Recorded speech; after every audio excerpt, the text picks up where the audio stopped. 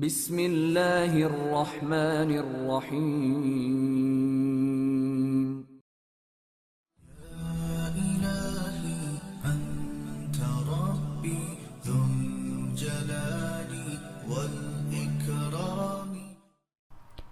ایک ایک تیر انداز آگے آتا رہا، اڑتے کبوتروں پر تیر چلتے رہے، کوئی ایک بھی تیر انداز کبوتر کو نشانہ نہ بنا سکا۔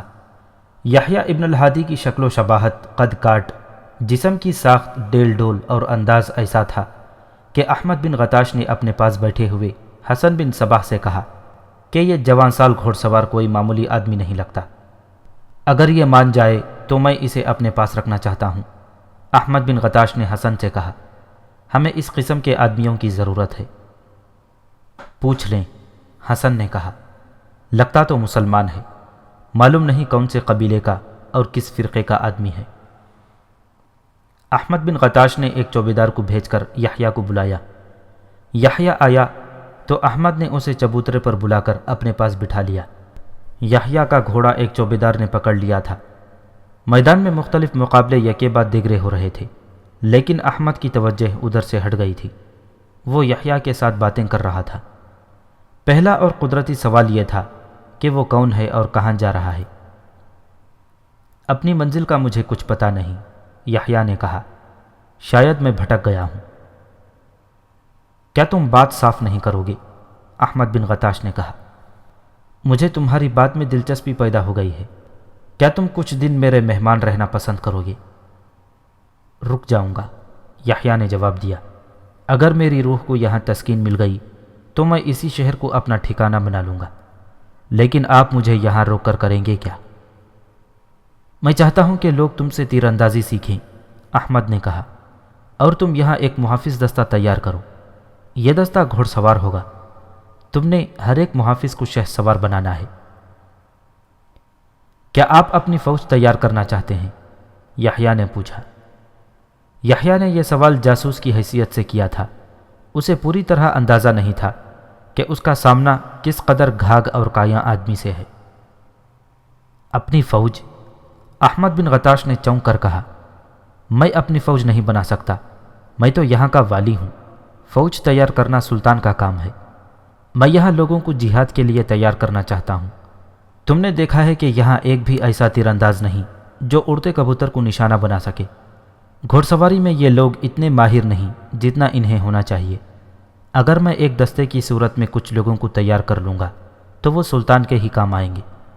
تم یقیناً اہل سنت والجماعت سے ہو۔ میں مسلمان ہوں، یحییٰ نے کہا، لیکن میں عقیدوں کی بھول بھلیوں میں بھٹک رہا ہوں، سوچ سوچ کر پاگل ہوا جا رہا ہوں کہ کون سا عقیدہ خدا کا اتارا ہوا ہے اور کون سا انسانوں نے خود گھڑ لیا ہے۔ کبھی کہتا ہوں کہ اسماعیلی صحیح راستے پر جا رہے ہیں، اور پھر خیال آتا ہے کہ اہل سنت صراط مستقیم پر ہیں۔ میں تو مرد میدان تھا، آپ نے دیکھ ہی لیا ہے، لیکن دماغ میں ان سوالوں نے سر اٹھایا اور مجھے منزل منزل کا بھٹکا ہوا مسافر بنا ڈالا۔ میری روح تشنہ اور بے چین ہے۔ احمد نے حسن بن صباح کی طرف دیکھا، جس کا آدھا چہرہ ڈھکا ہوا تھا۔ حسن بن صباح نے آنکھوں ہی آنکھوں میں اسے کچھ کہہ دیا۔ ہم تمہیں بھٹکنے نہیں دیں گے یحییٰ، احمد نے کہا، خدا نے ہم پر یہ کرم کیا ہے کہ یہ بزرگ ہستی ہمیں عنایت کی ہے، یہ دینی علوم کے بہت بڑے عالم ہیں۔ میں ان سے درخواست کروں گا کہ یہ تمہیں اپنی شاگردگی میں بٹھا لیں اور تمہارے شکوک و شبہات رفع کر دیں۔ مجھے امید ہے کہ تمہاری روح کی تشنگی ختم ہو جائے گی۔ اے بھٹکے ہوئے مسافر، حسن بن صباح نے کہا، مرد میدان ہو، تمہیں علم اور خصوصاً دینی علم کے جھمیلوں میں نہیں پڑنا چاہیے۔ اپنی صلاحیتیں ضائع نہ کرو، ہم تمہیں اپنے پاس بٹھائیں گے، کچھ روشنی دکھائیں گے اور تمہاری تسکین کر دیں گے۔ تیغ زنی وغیرہ کے مقابلے ہو رہے تھے۔ تماشائیوں نے بے ہنگم شور و غوغا بپا کر رکھا تھا۔ میدان سے اتنی دور گرد اڑ رہی تھی کہ مقابلے کرنے والے اچھی طرح نظر بھی نہیں آتے تھے۔ دوپہر کے بعد کا وقت تھا۔ احمد بن غتاش نے اعلان کروایا کہ باقی مقابلے کل صبح ہوں گے، اور جو لوگ اس وقت تک مقابلوں میں کامیاب رہے ہیں انہیں مقابلے ختم ہونے کے بعد انعامات دیے جائیں گے۔ احمد بن غتاش اٹھ کھڑا ہوا، شاہی مہمان وغیرہ بھی اٹھے اور وہ سب چلے گئے۔ احمد نے یحییٰ کو اپنے ساتھ رکھا، گھر لے جا کر اس کا منہ ہاتھ دھلوایا اور پھر وہ دسترخوان پر جا بیٹھے۔ کھانے کے دوران بھی ان کے درمیان باتیں ہوتی رہیں۔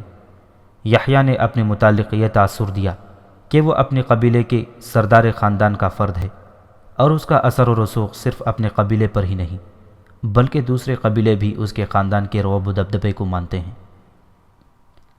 یہ بڑا ہی اچھا اتفاق تھا کہ یحییٰ انہی لوگوں میں پہنچ گیا تھا جن کے متعلق اس نے معلوم کرنا تھا کہ ان کے اصل چہرے کیا ہیں اور کیا انہوں نے کوئی بہروپ تو نہیں چڑھا رکھا۔ اب یہ اس کی ذہانت اور تجربے کا امتحان تھا کہ وہ ان لوگوں سے کس طرح راز کی باتیں اگلوا سکتا ہے۔ چونکہ احمد بن غطاش حاکم تھا، اس لیے اسے اپنے متعلق یہ بتانا ضروری تھا کہ وہ سرداری کی سطح کا آدمی ہے اور دو چار قبیلوں پر اس کا اثر و رسوخ کام کرتا ہے۔ اس نے ان کے سامنے اپنی ایک مصنوعی کمزوری بھی رکھ دی تھی کہ وہ دینی علوم کے راز حاصل کرنے کے لیے بھٹکتا پھر رہا ہے۔ تم آج بہت تھکے ہوئے معلوم ہوتے ہو، احمد بن غطاش نے کھانے کے کچھ دیر بعد یحییٰ سے کہا۔ تمہارے لیے اسی مکان میں رہائش کا بندوبست کر دیا گیا ہے، شام کا کھانا وہیں پہنچے گا۔ آج آرام کر لو، کل کام کی باتیں ہوں گی۔ مسلسل سفر میں ہوں، یحییٰ نے کہا۔ آپ نے ٹھیک جانا ہے، میں بہت ہی تھکا ہوا ہوں۔ ایک درخواست ہے، میرا ملازم بھی میرے ساتھ ہے، اگر اس کی رہائش کا بھی انتظام ہو جائے۔ ہو جائے گا، احمد نے کہا، اسے یہیں لے آؤ۔ جسے یحییٰ نے اپنا نوکر کہا تھا وہ سنان تھا۔ سنان کو اس کام کے لیے اپنے ساتھ لایا تھا کہ کوئی ضروری اطلاع وغیرہ ہوگی تو وہ سنان لے کر مرو جائے گا۔ ایک ملازم کو بلا کر یحییٰ کو اس کے ساتھ اس کے کمرے میں بھیج دیا گیا۔ یحییٰ کمرہ دیکھ کر حیران رہ گیا، وہ تو شاہانہ کمرہ تھا۔ یحییٰ بہت خوش تھا کہ وہ ٹھیک ٹھکانے پر پہنچ گیا ہے اور وہ چند دنوں میں اپنا کام مکمل کر لے گا۔ اب بتاؤ حسن، احمد بن غطاش نے یحییٰ کے جانے کے بعد حسن بن صباح سے پوچھا، اس شخص کے متعلق تمہارا کیا خیال ہے؟ ایک تو ہم اس سے یہ فائدہ اٹھائیں گے کہ ہمیں تیر انداز اور شہ سوار تیار کر دے گا۔ ہم نے قلعہ علمود تک جتنے قلعے نما شہر سامنے آتے ہیں انہیں اپنے قبضے میں لینا ہے۔ یہ ہمیں لڑ کر ہی لینے پڑیں گے۔ اس کے لیے ہمیں جانباز فوج کی ضرورت ہے۔ اس کی نفری چاہے تھوڑی ہی ہو، یہ شخص خاصا عقل مند لگتا ہے۔ دو تین قبیلوں پر بھی اس کا اثر و رسوخ ہے۔ اسے ہم اگر اپنے سانچے میں ڈھال لیں تو یہ بڑے کام کا آدمی ثابت ہو سکتا ہے۔ ہاں استاد محترم، حسن بن صباح نے کہا، آدمی تو کام کا لگتا ہے، لیکن ہمیں اس پر نظر رکھنی پڑے گی کہ یہ قابل اعتماد بھی ہے یا نہیں۔ ایسا نہیں ہونا چاہیے کہ ہم اسے راز کی باتیں بتانی شروع کر دیں، جیسا کہ یہ کہتا ہے کہ یہ منزل منزل کا مسافر ہے۔ یوں بھی ہو سکتا ہے کہ کسی روز ہمیں بتائے بغیر غائب ہی ہو جائے۔ احتیاط لازمی ہے۔ صورت یہ پیدا ہو گئی کہ جو جاسوس بن کر آیا تھا اس کی بھی درپردہ جاسوسی ہونے لگی۔ اگلی صبح اسے کمرے میں ہی ناشتہ دیا گیا اور ناشتے کے بعد ایک چوبیدار اسے اپنے ساتھ لے گیا۔ ایک کمرے میں حسن بن صباح اس کے انتظار میں بیٹھا تھا۔ اس کے اشارے پر یحییٰ اس کے سامنے بیٹھ گیا۔ اب بات کرو یحییٰ، حسن نے کہا، کیا وہم ہے، کیا مسئلہ ہے جو تم اپنے دماغ میں لیے پھرتے ہو؟ کیا میں خدا کے بتائے ہوئے صراط مستقیم پر جا رہا ہوں؟ یحییٰ نے پوچھا۔ کیا میرا عقیدہ صحیح ہے؟ یہ بات نہیں یحییٰ، حسن نے کہا، اصل سوال جو تمہارے دماغ میں تڑپ رہا ہے اور تمہارے لیے بے چینی کا باعث بنا ہوا ہے وہ یہ ہے، کیا خدا کا وجود ہے؟ اگر ہے تو خدا کہاں ہے؟ خدا نظر ہی نہیں آتا تو یہ راستہ اور یہ عقیدہ کیسے صحیح ہو سکتا ہے؟ حسن بن صباح یحییٰ کی آنکھوں میں آنکھیں ڈال کر اس طرح بات کر رہا تھا جیسے ندی کا شفاف پانی پتھروں پر آہستہ آہستہ جل ترنگ بجاتا جا رہا ہو۔ حسن کے ہونٹوں پر روح افزا مسکراہٹ تھی۔ یحییٰ کے ذہن میں ایسا کوئی سوال نہیں تھا، وہ تو ان لوگوں کی اصلیت معلوم کرنے کی کوشش میں تھا۔ اسے توقع تھی کہ احمد بن غطاش اسماعیلی ہوا تو اس کے سوال سن کر یہ لوگ اس کے ذہن میں اسماعیلیت ٹھونسنی شروع کر دیں گے، لیکن اس کی حالت ایسی ہو گئی تھی جیسے دشمن نے اسے تحقیق کر کے نہتہ کر دیا ہو۔ حالانکہ حسن بن صباح نے اپنی بات ابھی شروع ہی کی تھی۔ خدا وہ نہیں جو انسان کو نظر آتا ہے، حسن کہہ رہا تھا۔ نظر آنے والا خدا ایک نہیں، کئی ہیں، اور یہ سب انسان کے ہاتھوں کے بنائے ہوئے خدا ہیں۔ کسی نے پتھر کو تراش کر خدا کو آدمی کی شکل دے دی، کسی نے خدا کو عورت بنا دیا، کسی نے شیر، کسی نے سانپ، اور کسی نے دھڑ جانور کا اور چہرہ انسان کا بنا دیا۔ بات یہ سمجھنے والی ہے یحییٰ، خدا انسان کی تخلیق نہیں بلکہ انسان خدا کی تخلیق ہے، اور انسان کا ہر قول اور فعل خدا کے حکم کا پابند ہے۔ یہ صراط مستقیم ہی ہے کہ تم یہاں پہنچ گئے ہو۔ یہاں تمہارے سارے شکوک صاف ہو جائیں گے، لیکن یہ ایک دن کا معاملہ نہیں، کچھ دن لگیں گے۔ تم اپنے آپ کو میرے حوالے کر دو۔ انسان وہی کامل بنتا ہے جو اپنے آپ کو کسی کامل پیر و مرشد کے حوالے کر دیتا ہے۔ قابل تعظیم بزرگ یحییٰ نے التجا کی، مجھے اپنی مریدی اور شاگردگی میں قبول فرما لیں۔ دین کی تبلیغ میرا فرض ہے، حسن نے کہا۔ میں تمہیں تمہارے متعلق ایک بات بتانا ضروری سمجھتا ہوں۔ تم نے کہا تھا کہ تم مرد میدان ہو، خدا تمہیں منزل پر لے آیا ہے۔ تم نے لوگوں کو اپنے جیسا تیر انداز اور شہ سوار بنانا ہے، انہیں کفر کے خلاف جہاد کے لیے تیار کرنا ہے۔ میں عالم ہوں، تم عامل ہو۔ خدا کی نگاہ میں تمہارا رتبہ مجھ سے زیادہ بلند ہے، یہاں سے جانے کی نہ سوچنا۔ یحییٰ ابن الہادی تو چاہتا ہی یہی تھا۔ وہ دل ہی دل میں اللہ کا شکر ادا کر رہا تھا کہ اللہ کی ذات باری نے اس کا کام بہت ہی آسان کر دیا تھا، اور اس کے آگے آگے راستہ صاف ہوتا چلا جا رہا تھا۔ اس کے ساتھ ہی سنان کی رہائش وغیرہ کا انتظام کہیں اور کیا گیا تھا۔ اس نے سنان کو بلا کر اچھی طرح ذہن نشین کرا دیا کہ اس سے کوئی پوچھے کہ وہ کہاں سے آئے ہیں تو وہ کیا جواب دے، اور وہ سیدھا سادھا بلکہ بے وقوف سا نوکر بنا رہے جو معمولی سی بات سمجھنے میں بھی بہت وقت لگاتا ہے۔ کچھ دیر بعد یحییٰ احمد بن غتاش کے پاس بیٹھا ہوا تھا۔ اسے احمد نے بلایا تھا۔ وہاں 4 لڑکیاں بیٹھی ہوئی تھیں، چاروں نوجوان تھیں اور ایک سے ایک بڑھ کر خوبصورت۔ وہ بہت ہی شوق اور چنچل تھیں، ایک دوسری کے ساتھ اٹکھیلیاں کر رہی تھیں۔ یحییٰ کی موجودگی کا انہیں جیسے احساس ہی نہیں تھا۔ یحییٰ، احمد بن غتاش یحییٰ سے کہہ رہا تھا، تم خوش قسمت ہو کہ اتنے بڑے عالم دین نے تم پر کرم کیا ہے کہ تمہیں اپنی مریدی میں قبول کر لیا ہے، اور تمہیں کہا ہے کہ یہیں رہو اور تیر اندازی اور شہ سواری کا ہنر جو تم میں ہے وہ دوسروں کو بھی سکھا دو۔ یہ تو کسی کے ساتھ بات ہی نہیں کرتے، خدا کی یاد میں ڈوبے رہتے ہیں، اور خدا سے ہی ہم کلام ہوتے ہیں۔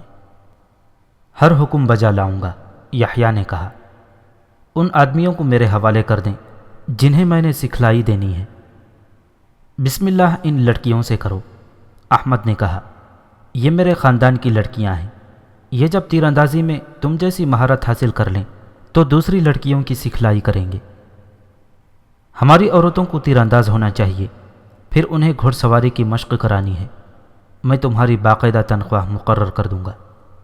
میں آج ہی یہ کام شروع کر دوں گا، یحییٰ نے کہا۔ مجھے تیر اندازی کے لیے ایسی جگہ دکھا دیں جہاں سامنے تیروں کے لیے رکاوٹ نہ ہو، ورنہ تیر ہر طرف اڑتے پھریں گے اور راہ جاتے لوگ زخمی ہوں گے۔ احمد بن غتاش کے حکم سے سارے انتظامات کر دیے گئے، اور یحییٰ چاروں لڑکیوں کو اپنے ساتھ لے گیا۔ 2 کمانیں اور تیروں کا ایک ذخیرہ بھی ساتھ گیا۔ یحییٰ نے لڑکیوں کی سکھلائی شروع کر دی۔ پہلے دن وہ انہیں کمان کھینچنا اور بازوؤں کو سیدھا رکھنا سکھا رہا تھا۔ کمانیں بہت سخت تھیں۔ لڑکیاں کمان کھینچتی تھیں تو ان کے دونوں بازو کانپتے تھے۔ یحییٰ انہیں بتا رہا تھا کہ بازوؤں کو اپنے قابو میں کس طرح رکھنا ہے کہ ان میں لرزہ پیدا نہ ہو۔ ادھر میدان میں کشتیوں اور دوڑوں وغیرہ کے مقابلے ہو رہے تھے۔ احمد بن غتاش اور حسن بن صباح وہاں چلے گئے تھے۔ وہ دونوں بہت خوش تھے کہ انہوں نے اتنے زیادہ لوگ اکٹھے کر لیے تھے۔ وہ کھیل تماشوں میں کوئی دلچسپی نہیں لے رہے تھے، بلکہ وہ اپنے اس منصوبے پر گفتگو کر رہے تھے کہ اس مخلوق خدا کو اپنے عزائم میں استعمال کرنا ہے۔ ان 4 لڑکیوں میں جو یحییٰ ابن الہادی سے تیر اندازی سیکھنے گئی تھیں، داستان کو 2 کا ذکر پہلے ہی کر چکا ہے۔ ایک تھی فراح جو حسن بن صباح کی محبت سے مجبور ہو کر اس کے ساتھ آ گئی تھی۔ دوسری زرین تھی جس نے شہدر کے مرحوم والی ذاکر کو اپنے حسن و جوانی اور بھولے پن کے جال میں پھانسا اور اسے دھوکے سے شربت میں زہر ملا کر ایسی بیماری میں مبتلا کر دیا تھا کہ کچھ دنوں بعد ذاکر مر گیا۔ طبیب سر پٹکتے رہ گئے کہ ذاکر کی بیماری کیا تھی۔ زریں غیر معمولی طور پر حسین اور نوجوان لڑکی تھی۔ احمد بن غتاش نے اس کی تربیت ایسی کی تھی کہ تجربے کار اور معمر استاد بھی اس کے ہاتھوں میں عقل و ہوش سے ہاتھ دھو بیٹھتے تھے۔ یحییٰ خاص طور پر خوبرو اور پرکشش جوان تھا، اور اس نے تیر اندازی اور گھڑ سواری کے جو کرتب دکھائے تھے اس نے ان لوگوں سے بے ساختہ داد و تحسین حاصل کر لی تھی، اور کچھ دلوں میں اس نے ہل پل بپا کر دی تھی۔ اس زمانے میں مرد ایسے ہی اوصاف اور کمالات سے باعزت اور قابل محبت سمجھے جاتے تھے۔ زریں نے اپنے استاد سے فریب کاری سیکھی تھی، اور یہ مفروضہ اس کا عقیدہ بن گیا تھا کہ عورت کا حسن مردوں کو فریب دینے کے لیے ہی استعمال کیا جاتا ہے۔ احمد نے اس کے دل سے جذبات نکال دیے تھے۔ وہ دانش مند تھا، خوب جانتا تھا کہ عورت ہو یا مرد، دونوں میں سے کوئی بھی جذبات میں الجھ جائے تو وہ کسی کام کا نہیں رہتا۔ صرف یہ راز اپنے دل میں بند کر لو زریں، احمد بن غتاش نے اسے کئی بار کہا تھا۔ تم ایک ایسا حسین بلکہ طلسماتی پھندا ہو جس میں انتہائی زہر پلا ناک بھی آ جائے، اور جانداروں کو چیر پھاڑ دینے والا درندہ بھی تمہارے پھندے میں آ کر تمہارا غلام ہو جائے گا۔ تم نے اس کے لیے ایسا حسین فریب بنے رہنا ہے کہ وہ تمہاری فریب کاری کو بھی تمہارے حسن کا حصہ سمجھے۔ اسے یہ تاثر دیے رکھو کہ تم اس کی محبوبہ ہو، اور تم اسے خدا کے بات کا درجہ دیتی ہو، اور پھر عملی طور پر ایسے مظاہرے کرتی رہو جیسے تم اس کے بغیر ایک لمحہ بھی زندہ نہیں رہ سکتی۔ اس کے جذبات کے ساتھ کھیلو، اور ناز و انداز کے علاوہ اس کے قدموں میں یوں لوٹ پوٹ ہوتی رہو جیسے تم اس کی زرخرید لونڈی ہو۔ اس طرح اس پر اپنے حسن و جوانی اور فریب کاری کا نشہ طاری کر کے اس کی کھال اتارتی رہو اور اس کا خون چوستی رہو۔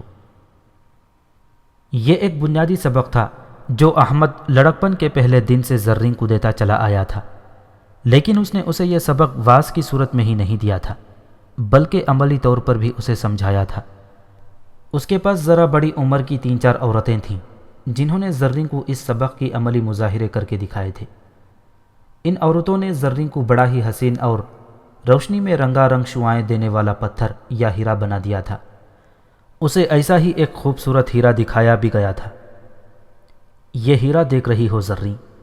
اسے ہیرا دکھا کر کہا گیا تھا، کیا تم نہیں چاہو گی کہ یہ ہیرا تمہارے گلے کی یا انگلی کی زینت بنے؟ کیوں نہیں چاہوں گی، زریں نے کہا تھا۔ اگر تمہیں اس کی قیمت بتائی جائے تو تمہارے ہوش اڑ جائیں گے۔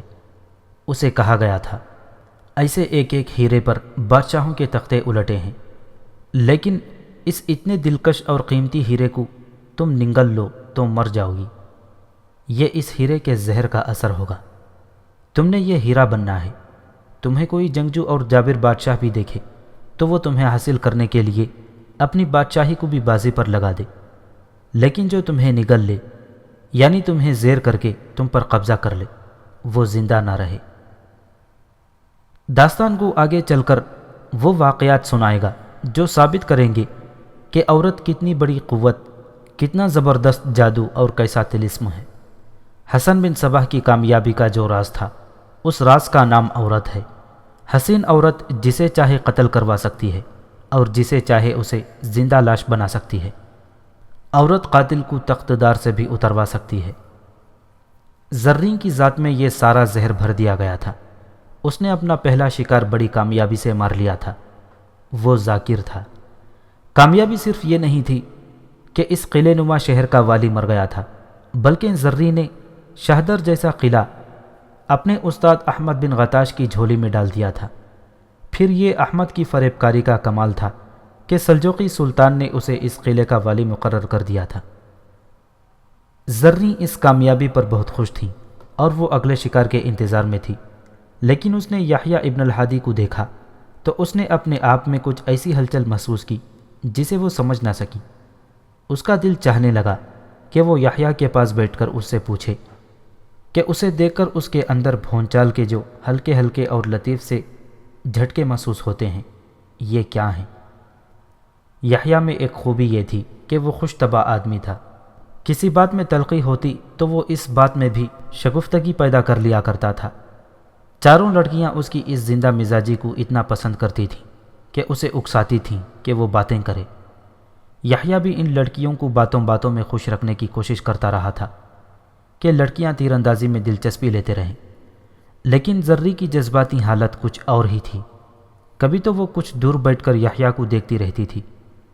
زریں بھی کچھ تبن اور کچھ خصوصی تربیت کے زیر اثر زندہ اور شگفتہ مزاج لڑکی تھی، لیکن یحییٰ کو دیکھ کر اس پر سنجیدگی سی طاری ہو جاتی تھی جسے وہ سمجھنے سے قاصر تھی۔ یحییٰ ان لڑکیوں کو تیر اندازی اس طرح سکھاتا تھا کہ کمان لڑکی کے ہاتھ میں دیتا اور خود اس کے پیچھے کھڑا ہوتا تھا۔ سکھانے کا طریقہ بھی یہی تھا۔ وہ اپنا بازو لڑکی کے کندھے سے ذرا اوپر کر کے اس کے ہاتھوں میں کمان کو سیدھا کرتا تھا۔ اس طرح اکثر یوں ہوتا کہ لڑکی کی پیٹھ یحییٰ کے سینے کے ساتھ لگ جاتی تھی۔ باقی لڑکیوں کی توجہ تیر اندازی میں ہوتی تھی۔ وہ شاید محسوس بھی نہیں کرتی تھیں کہ ان کا جسم ایک جوان آدمی کے ساتھ لگ رہا ہے، لیکن زریں کا معاملہ کچھ اور تھا۔ وہ دانستہ اپنی پیٹھ یحییٰ کے ساتھ لگا لیتی تھی اور پھر اس کی کوشش ہوتی تھی کہ وہ کچھ دیر یحییٰ کے ساتھ اسی حالت میں رہے۔ شاید یحییٰ بھی زریں کے ان جذبات کو سمجھنے لگا تھا۔ شام گہری ہو چکی تھی۔ یحییٰ سونے کی تیاری کر رہا تھا۔ اس کے دروازے پر ہلکی سی دستک ہوئی۔ یحییٰ نے دروازہ کھولا۔ باہر زریں کھڑی تھیں، جو دروازہ کھلتے ہی فوراً اندر آ گئی۔ یحییٰ اسے یوں اندر آتا دیکھ کر ذرا سا بھی حیران یا پریشان نہ ہوا۔ وہ جانتا تھا کہ یہ والی شہر کے خاندان کی لڑکی ہے۔ اسے اور دوسری لڑکیوں کو بھی وہ آزادی سے گھومتے پھرتے دیکھا کرتا تھا۔ میں یہاں کچھ دیر بیٹھنا چاہتی ہوں، زریں نے کہا۔ تم برا تو نہیں مانو گے؟ برا کیوں جانوں گا زریں، یحییٰ نے کہا۔ نیت بری نہ ہو تو برا جاننے کی وجہ نہیں ہوتی۔ یحییٰ نے زریں کو کچھ غور سے دیکھا اور بولا، تم کچھ بجھی بجھی سی اکھڑی سی لگ رہی ہو۔ تم تو ان سب لڑکیوں سے زیادہ ہنسمکھ ہو۔ میرے پاس بیٹھ جاؤ، زریں نے سنجیدہ اور متین سے لہجے میں کہا۔ یہاں میرے قریب بیٹھو۔ یحییٰ ان کے قریب بیٹھ گیا۔ زریں نے اس کا ایک ہاتھ اپنے ہاتھ میں لے لیا۔ یحییٰ بھی آخر جوان آدمی تھا اور اسے خدا نے ایسی عقل اور نظر دی تھی کہ وہ پردوں کے پیچھے کی بات بھی سمجھ جایا کرتا تھا۔ تم ٹھیک کہتے ہو یحییٰ، زریں نے یحییٰ کے ہاتھ کو اپنے ہاتھ میں آہستہ آہستہ مسلتے ہوئے کہا۔ میرے دل کی جو کیفیت ہے وہ میرے چہرے سے ظاہر ہو رہی ہے۔ میں اتنی سنجیدہ کبھی بھی نہیں ہوئی تھی۔ میں تو سمجھتی تھی کہ میں دنیا میں ہنسنے کھیلنے کے لیے ہی آئی ہوں، لیکن تم میرے سامنے آئے ہو تو میں نے اپنے اندر ایسا انقلاب محسوس کیا ہے کہ میرے لیے اپنے آپ کو پہچاننا مشکل ہو گیا ہے۔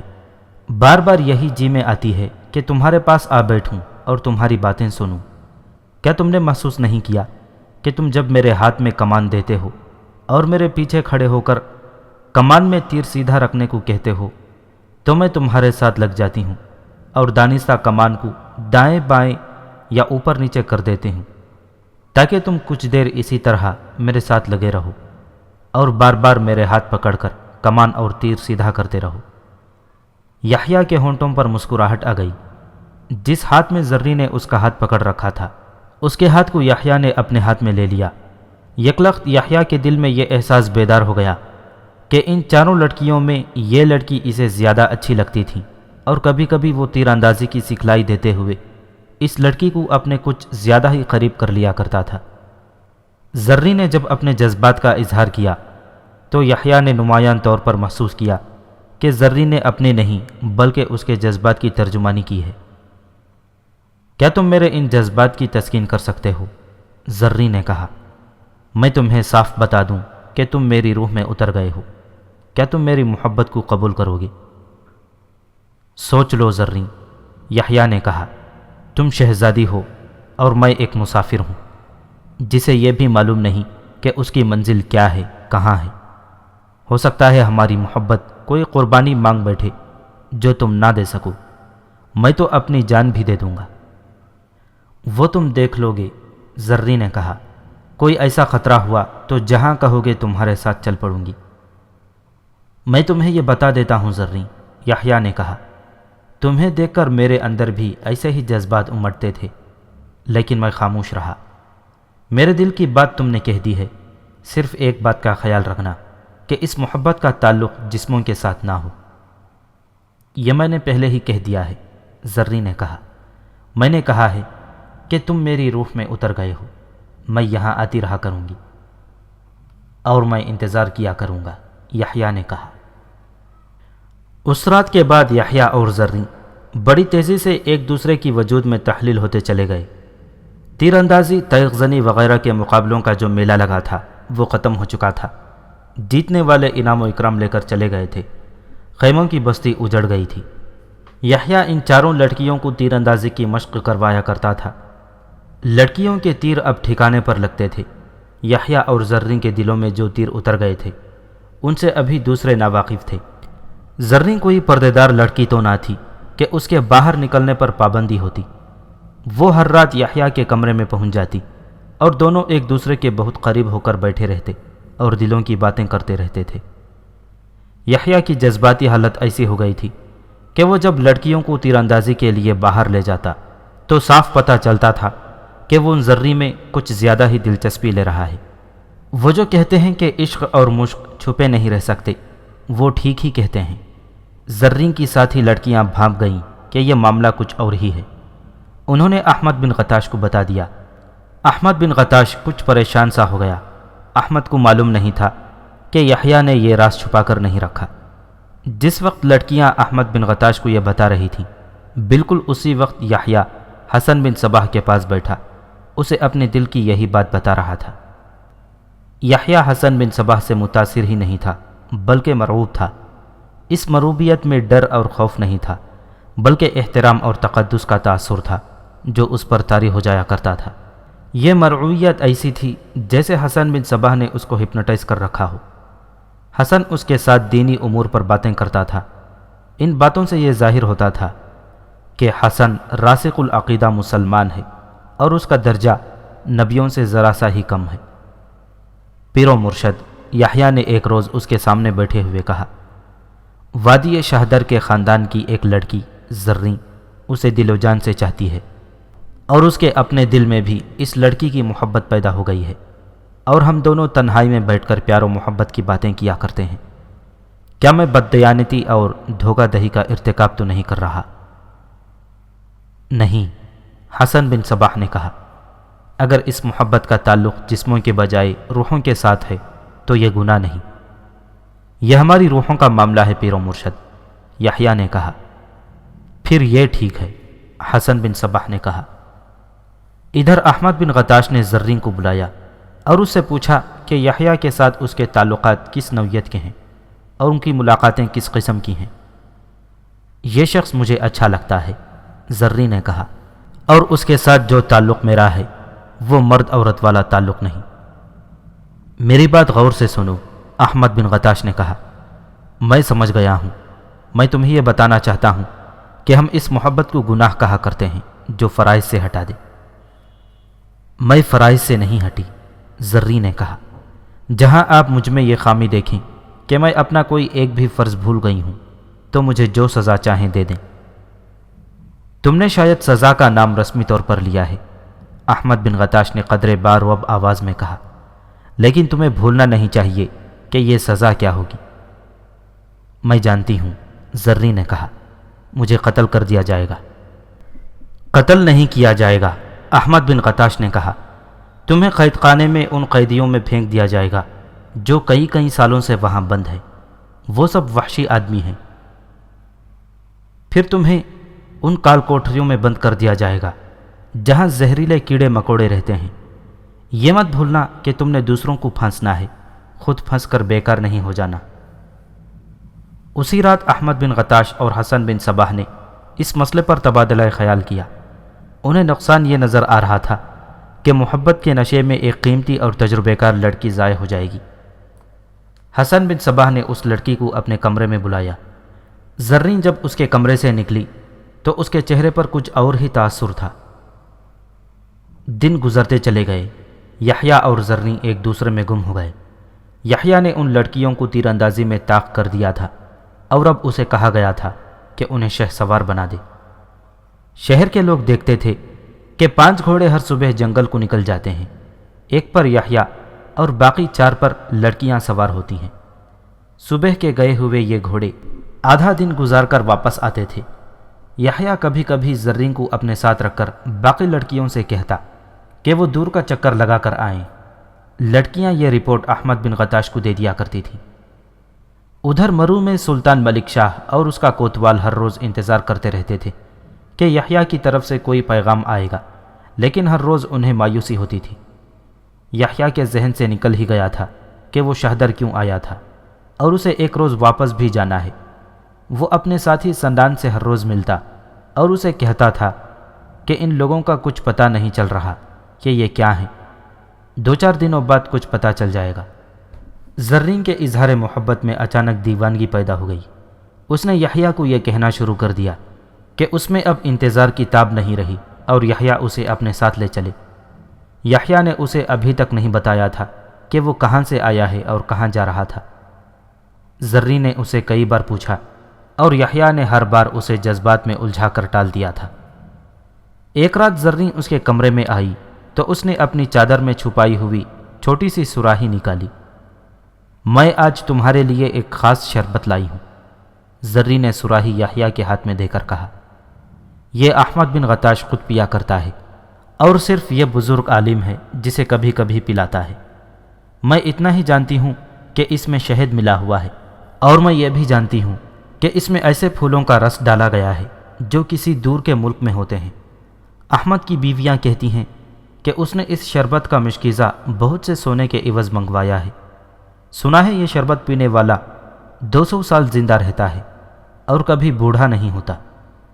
میں چرا کے لائی ہوں، پی کے دیکھو۔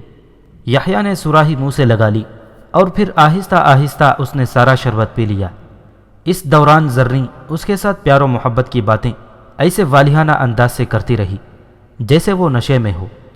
زرین طلسم کی مانند یحییٰ پر طاری رہتی تھی، لیکن اس رات یحییٰ کی جذباتی حالت کچھ اور ہی ہو گئی۔ وہ یوں محسوس کرنے لگا جیسے اسے دنیا بھر کی حاکمیت مل گئی ہو۔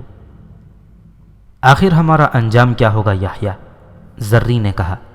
کیا تم میرے ساتھ یوں ہی محبت کا کھیل کھیلتے رہو گے؟ تم تو اتنا بھی نہیں بتاتے کہ تم ہو کہاں کے۔ میں کہتی ہوں کہ جہاں کہیں کے بھی ہو، یہاں سے نکلو اور مجھے اپنے ساتھ لے چلو۔ آج کی رات یہاں کی آخری رات ہونی چاہیے۔ میں تیار ہوں، مردانہ لباس پہن لوں گی۔ یحییٰ نے قہقہا لگا کر زرین کو اپنے بازوؤں میں لے لیا۔ اس نے اس طرح کا قہقہا کبھی پہلے نہیں لگایا تھا۔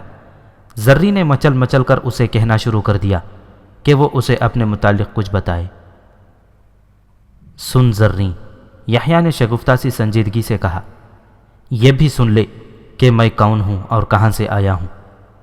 اب مجھے تم پر اعتبار آ گیا ہے۔ میں یہاں ایک فرض ادا کرنے آیا تھا، وہ بھی ادا نہیں ہوا۔